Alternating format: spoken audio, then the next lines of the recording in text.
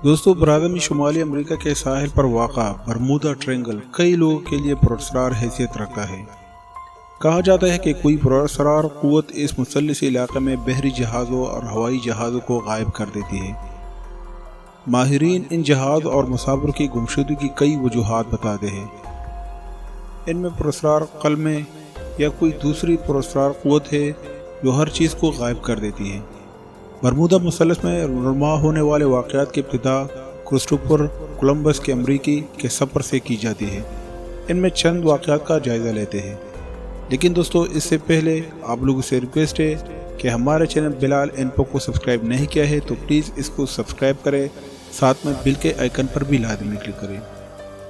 دوستو، 15ویں صدی کے اختتام پر جب کولمبس نے دنیا کے گرد چکر لگانے کی کوشش میں برادمی امریکہ دریافت کیا تو اس علاقے سے گزرا تھا۔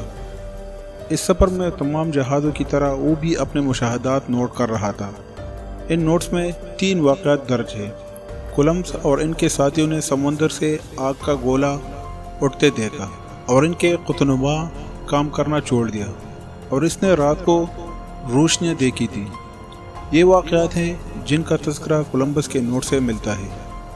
اب آتا ہے ان واقعات کے بارے میں جو کچھ لوگ اور بحری جہاز کی گمشدگی کے بارے میں ہے۔ ان میں سب سے پہلے بحری جہاز میرلسٹ کے مسافروں کی گمشدگی کے بارے میں ہے۔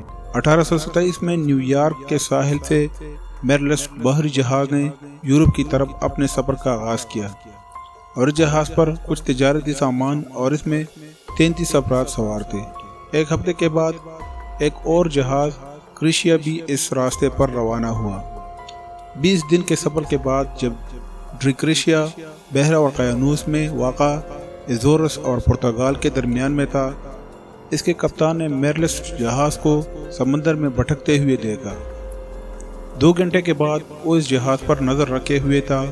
پھر اس نے اپنے جہاز کو اس کے قریب کر کے دیکھا تو جہاز میں کوئی بھی نہیں تھا، جبکہ سامان سارا کا سارا صحیح سلامت تھا۔ کہا ایک اور جہاز جو کہ کسی سفر پر جب اس علاقے سے گزرا تو اس کے مسافروں کو کچھ دیر کے لیے اپنے آپ سے بیگانہ ہو گئے، یعنی جب ان کو ہوش آیا تو ان سب مسافروں کو، جن کی تعداد 100 بتائی جاتی ہے، ان کی گھڑیاں 10 منٹ پیچھے تھی، اور ان کے کھانے کے برتن اور کھانا جو کہ کافی دن کے سفر کے بعد ٹھنڈا پڑ گیا تھا، اب اس سے بھاپ بھی نکل رہی تھی۔ ایسے سینکڑوں واقعات اس سے منسوب ہیں۔